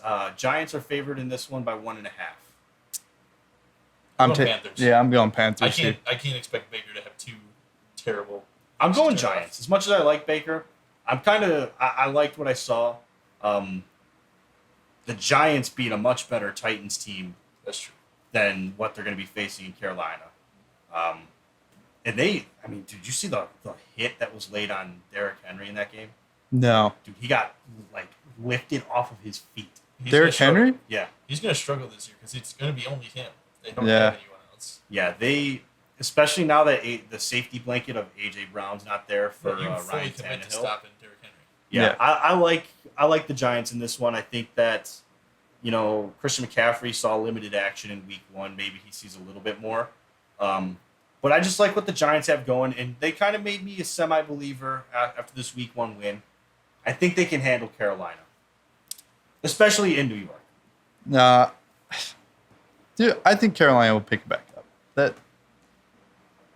Nah, I'm taking. They got a lot of weapons, and their defense is okay. I think they'll Their defense is okay. they'll be able But to pull out the win. If Saquon's back, Giants win this easy. Nick? I started. Yeah, he's a Oh, you led with Carolina, Yeah. didn't you? Okay, sorry, I forgot. And then we'll go Pats. Patriots going into Pittsburgh, going to face the Steelers. Money Mitch is going to try and go 2-0 on the season. I'm taking the Steelers in this one, who are actually underdogs, 2.5-point underdogs. money line it, Steelers. How the Patriots? Is Mac Jones going to play? I don't know. There's something wrong with his back. If Mac Jones doesn't play, I don't know how they're favorites. If Mac Jones plays, I don't know how they're favorites. Yeah. I'm picking the Patriots to win. I don't think the Steelers almost lost when they took 5 turnovers. Pardon? To a Five. good Oh, but you know Bengals what? team. TJ Watt is not going to be in this game. He's out 6 to 7 weeks. They still have good defense. They'll be good. Yeah, they'll be fine. Mika Fitzpatrick popped off last week. Yeah. No, I think the offense is. My boy Bill. I don't know, man. Bill is starting to just. I Played think a the great offense is team. going to get more Jeez, going. loses one game to Najee Harris will probably be more involved in this game than he That's was. true. in He week one. said he's playing. And I think Mitch is going to air it out a little bit more as well. I think he played a little tentative in his first regular I'm going to season. call it right now. First pick 6 of his career is going to be on Sunday. Dude, he's too athletic. He's Not gonna gonna happen. he's He'll gonna make the tackle tackle the if guy. anything. All right. That man's going to go his whole career without a pick 6. He might not start again after the season, so it's possible. No, Mitch is going to have himself a day. I'm feeling it. I'm feeling Mitch having himself a day. So I'm taking the Steelers, not money lining it, though. I'm money lining Steelers. Colts at Jaguars, where the Colts can't seem to win in Jacksonville. 4.5-point favorites going into Jacksonville. I know we thought that was like an easy win for them week 1 against the Texans, Yeah. and they tied, which was shocking to say the least. Like But I'm still picking them in this matchup. Yeah, me too. I'm gonna go ahead and take them. They gotta figure things out. They got Matt Ryan. Like Yeah, who dropped passes, man, Yeah. touchdown was just inexcusable. I Michael think it's Pittman. tough when you have quarterbacks that can go to a new team and just excel right away. But I don't think at Matt Ryan at this age right now, I don't see that, especially with Michael Pittman being his A receiver. Dude, Michael Pittman had a real good game though. He did, but I'm Yeah. saying, if you put Matt Ryan and put him with a guy like AJ Brown, and kind of in the Eagles kind of offense, I think he has a much better game coming into his first game, just because he's got a little bit more weapons, Yeah, a little bit more, but just I think Matt Ryan the 5 years Colts will ago- ultimately be fine. yeah. And we got to give some respect to the Texans, man. Lovey Smith. Yep. Making a Never comeback. doubt Lovey, man. Never Comeback doubt him. Coach of the year. But no, I'm taking the Colts in that matchup. Just gonna have to. Yeah, I'm gonna take Colts as well. And then that brings us to the Dolphins going into Baltimore. Dolphins are 3.5-point underdogs. I'm taking the Dolphins in this matchup as well. I liked what they did in week 1. I think the Dolphins are gonna have a very good year. We're gonna win the division. Already established that. Dude, Yeah, the man. bit. That's I a know. common fact. Yeah, I know. I'm riding with the Dolphins with you. They just got so much weapons. It's So much speed. yeah. So much speed. And Mark Andrews was not impressive. First game. But that's okay. He didn't need to be impressive because Devin Duvernay and Rashad Bateman looked completely different from they did last year. Like you expected the Ravens losing Hollywood Brown to be like, they're probably gonna, they have a good chance to lose their first game, whether they were underdogs or favorites. They didn't. Lamar Jackson looking like a true quarterback, not a running back at all, just straight quarterback, just dropping dimes constantly. So you're going Ravens then? Yeah, I'm going Is that Ravens. what you're You saying? taking Ravens? All right. Because when I planned out and saw how the Dolphins could win the division, I still had them losing this game. So still confident. Okay. You're fair. sure? They're losing this Fair game, enough. and they're going to lose to Buffalo twice, and they still have a chance to win the division. Fair enough. We'll have to see though. Yeah. Falcons going into SoFi Stadium against the Rams. Rams are 10.5-point favorites. When you get into these double-digit favorites, it's when it gets kind of difficult, right? I think the Falcons will cover the spread. Barely, but I think they will. Anytime over 9.5 scares me. I don't know why 9.5 to 10.5 scares me that much more. Yeah, but it's not a huge margin, but it's still big. Yeah, it's.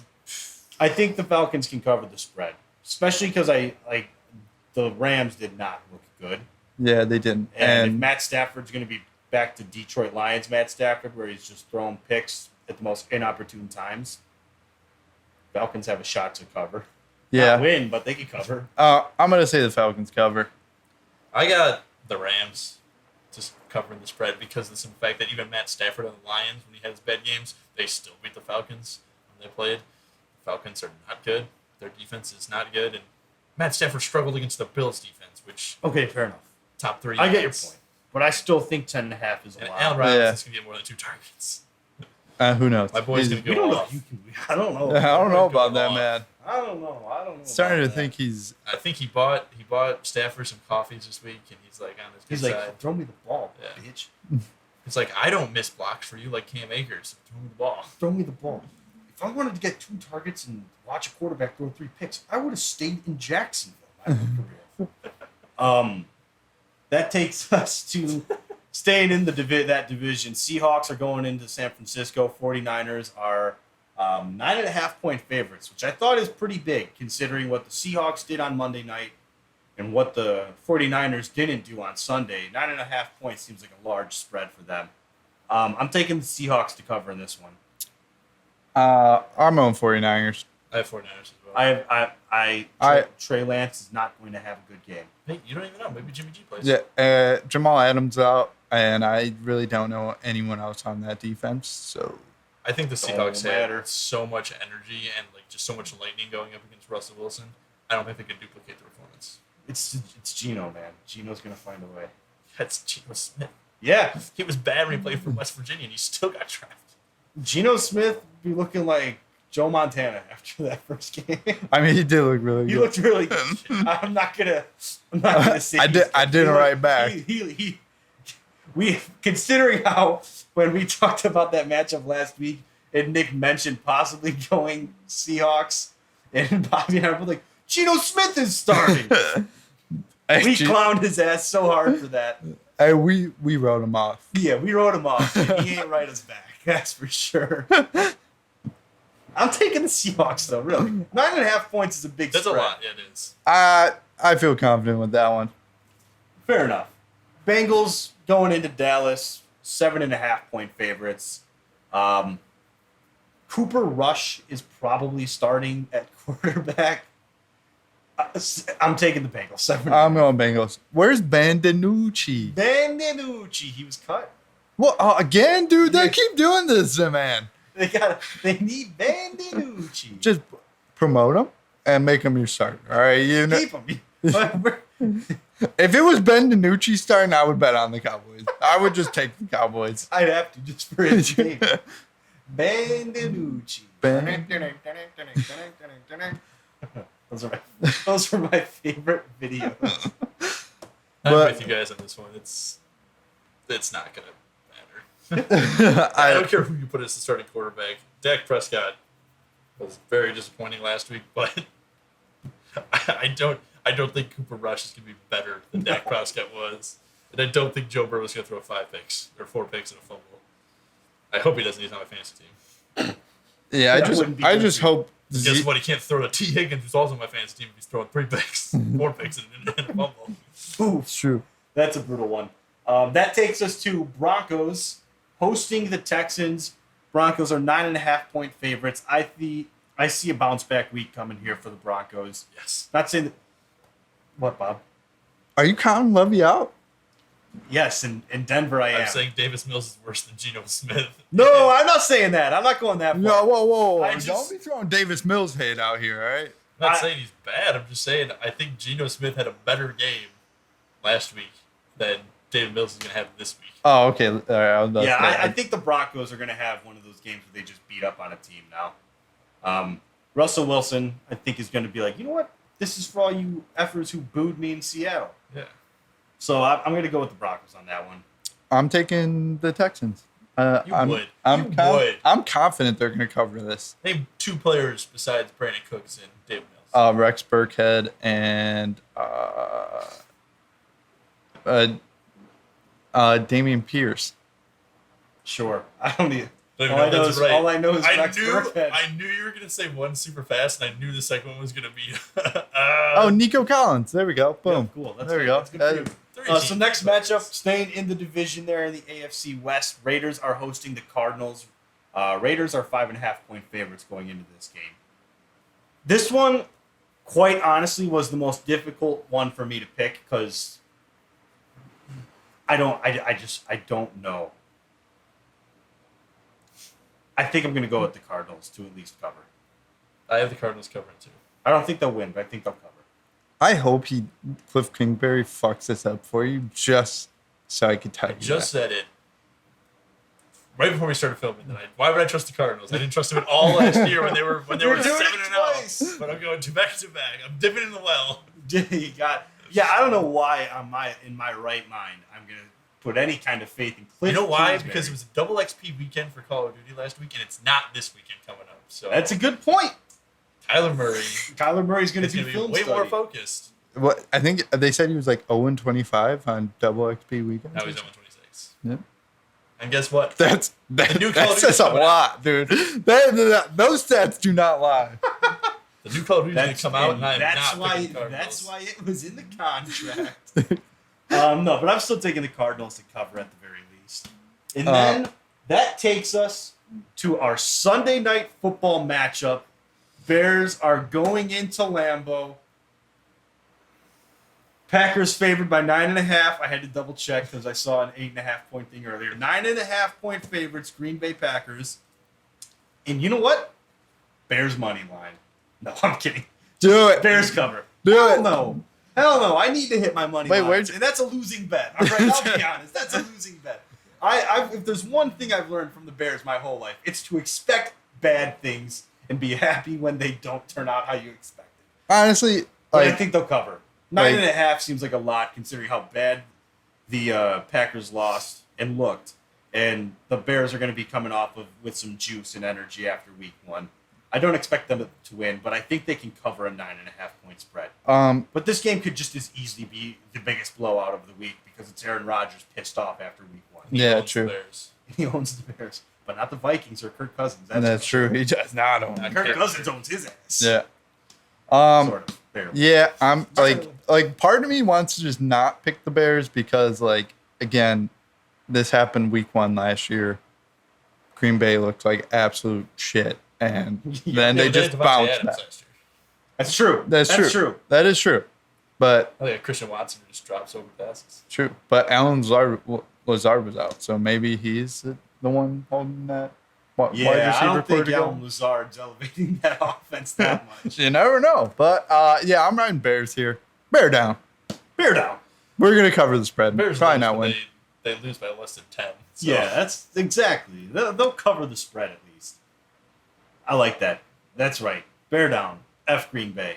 And then now we got our Bears win. Bears win. Tattoo. I'm getting that tattoo. I'm good for it. We shook on it. We shook on it. I'm good for it. I promise. And then now we have our 2 Monday night matchups. Do we know why there's 2 Monday night matchups this week? There usually is to start the season. I think but- so. Is there? Yeah. Oh, I don't. It just seems odd. But first matchup is the Titans at the Bills. Bills favored by 9.5 after the Thursday night game from the Bills and the extended time off because of it. I'm taking the Bills in this one. They showed me no reason to not take them. I like. There's no doubt in my mind. Like, It's just like Yeah. it's Bills. To Yeah. me, if you give, gosh, I can't think of his coach's name now, the Bills. But if you Sean McDermott? Yeah, Sean McDermott. You give that Bills defense time to study the film for the Titans and extra break. And Josh Allen, who just has no regard for his life at all, diving for touchdowns from the 7-yard line. Like, who does that? Who does that as That's a a quarterback? man. That's what men do. You're arguably the best. Pat quarterback Mahomes in ain't the doing league. that. You're the best quarterback in the league, arguably, in my opinion. You are. And you're diving from the 7-yard line for a touchdown. That's In week 1 of the NFL. that is massive penis energy. Yeah. that is. That's Josh He Allen. still Still led, quarterback. and he led his team in rushing. Yeah. And the stiff arm he gave to the DB. Oh, And whoever that guy was that was giving me shit for saying Josh Allen was the best quarterback in the league. Yeah, that's why. That's why. That's why.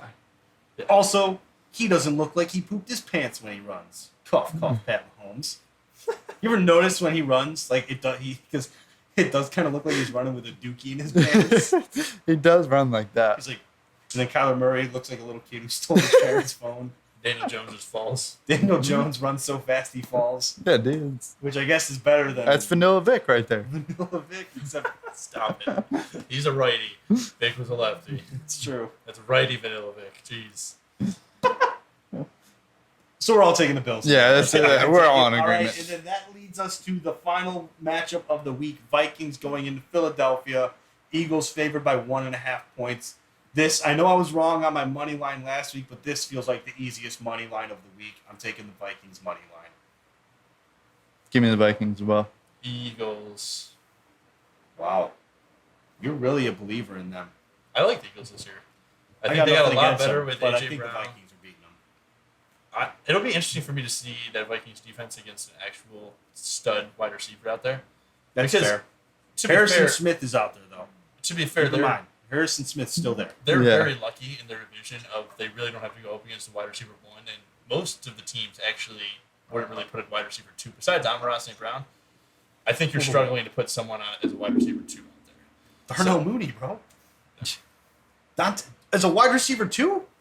On some teams, yeah, but On most teams, Darnell Mooney's a wide receiver, too. Yeah. Well, I mean, He's not a true wide receiver one, but he's a good wide receiver, too. yeah. On Dante Pettis? no, stop, Equinemius St. Brown? stop. I mean, Byron Pringle? Who got a pro football focus grade of 84? Which is very good. I don't know how. I That's don't pretty know. good. Yeah, He yeah. probably had some good blocks. That's the only way I didn't even see him get a target. I could have been. He got a 20-yard pass. Oh, he did. All on the right. sideline.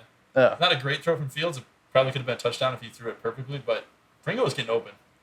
That's right. That's what his 84 grade shows us. I guess so. Yeah, but still, no. No, I know. Probably the weakest receiving core in a division is probably the NFC North. So Oh, no doubt. No doubt. Watching- I'm not disagreeing. if AJ Brown gets held to nothing and Dallas Goedert, if you can slow both of those down and keep Jalen Hurts from running all around, like that's Well, actually, NFC North's not the weakest, but like in terms of like being the Vikings, yes, it's the weakest because you don't have to face the best wide receivers. you don't have Justin You Jefferson. don't have to. You and don't have to Adam face Thielen your and- wide receivers each Sunday. That's what I'm saying. Yeah, Of no, I get course, what you're saying. Justin Jefferson. They've is got the easiest wide receiving the best cores wide to receiver. match up against. Fair, yeah. I get what you're saying. We'll see how the chips fall this week. I like my money line pick. I'm feeling confident in it. I mean, it's 1.5 points. It's a very good choice to make. Well, I thought the Rams was a very good choice to make last week. And I Still a couldn't good have choice. It's only 2.5 points. done- Yeah, I know. I couldn't have been more wrong. I mean, they pretty lost much by for- 21 points. Pretty much. They lost by 20. If you're picking the Rams money line and it's that small of a cover, the only chance you have to lose by one. Same thing with this True. one. If they True, lose true. by one, then you miss out on your point. So Bobby's the only one that makes anything up on that one. But most likely picking a money line at 1.5, that's a no-brainer. Nick, what was your money line? The Saints. Oh, the The Saints. Bucks. Oh, okay. All right. Yeah, Saints Bucks. was Again, his 2.5. money line. I feel like That's if a there's, nice if one. there's a 2.5 out there. Do it. All right, Nick, hit us with your question of the week. Yeah. All right, so I guess you can run with this however you want, but I feel like Aaron Judge is knocking on the door of breaking that home run record for a single season. I don't know if he'll be able to do it or not, but do you guys think there's any chance of a record being broken in any sport this year? Like football, I know is weird because it just extended to 17 games, so I feel like that's kind of cheating. So I guess 16 games to break a record. I know you guys aren't big basketball people, but there's not a lot of records that have been broken in a really long time, except for Russell. Oh yeah, Westbrook's. I can see passing yards being broken this year. By who? Who's your guy? Honestly, probably Mahomes. Oh, passing yards. Passing yards, yes. I was thinking for some reason when you said I was thinking reception yards because No, I could see honestly. There's a number of guys who can break that record this year. And what is it again? That's a great question. It's in the high fives. I know that. It's like 5,500 and something, I want to say. Brady? No, I think it's still, I don't think it's Breeze. I thought Breeze. I got thought it that. was Manning still. I know It could be- it could be Manning has Brady. most touchdowns. 5,477. Peyton Manning in 2013. Okay. That's a Super Bowl. I could see this one, especially with the 17th game. I could see it being broken. Well, that's what I'm saying. I'm saying in the 16th game, do you see any? Like, yeah, it's still going to In count the as a record. 16th game, no. But with 17 games, I could see it being broken. That's the only one actually, you know what? I think the touchdown record's more. 55 touchdowns. It is 55. Yeah. Also Peyton Manning. Wow, That was the same year. Yeah. One of those two I can see being broken this year. Not saying both, but one of them. Maybe the passing yards is more realistic, but we'll see. I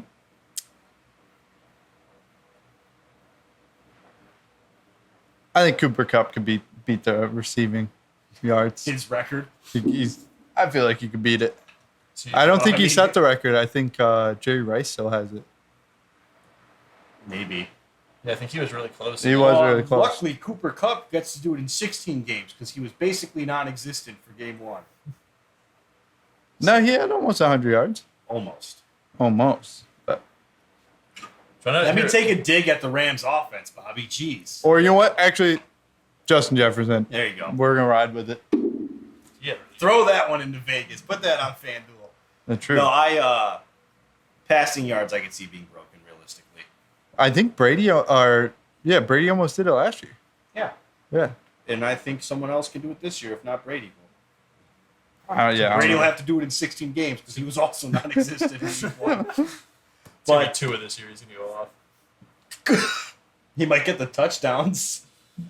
He's going to have like 4 99 Not yard actually, passes but- to Tyreek Hill, like little screen passes when they're backed up. And they're like, what happened? He's gonna throw. He just threw for 800 yards in one game. He's gonna throw for 56 touchdowns and like 3,000 yards. Like, how does this happen? It just like He just screen passed. exactly. It just happens. Lowest number of like pass attempts for the record ever. Tua, how many completions did you get? 6. And how many yards? 600. And how many do I need to pass? Still lost to Josh Allen. Oh. But I think that'll wrap up the episode. Any closing remarks, statements, thoughts, anything? Yeah, I have a cool fun fact I saw earlier Okay. today while I was sitting at jury duty. Do you know that Larry Fitzgerald has more career tackles than drop passes? I did. 39 career tackles, 29 drop passes. Which means, why are his quarterbacks so bad that they're throwing... He had 39 tackles. I mean, he's played a long. He did But play. still, He did play a long For time. a wide receiver to get 39 tackles, there had to be a lot. I mean, Larry Fitzgerald's one of the best to ever do it, and I like that. That is a perfect fact to end the show on. Nick, I'm going to challenge you for a fact at the end of every episode. Okay, no, a question and a fact. Holy cow. We'll let Bobby come up with the fact. I usually think of the question about 5 minutes before it's time.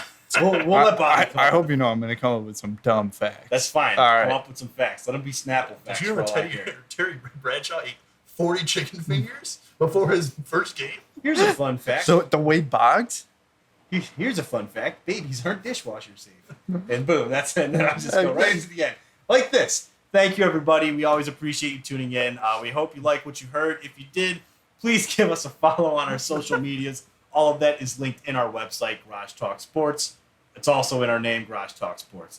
As always, guys, thanks for listening, and we will talk to you next week. See ya. See ya.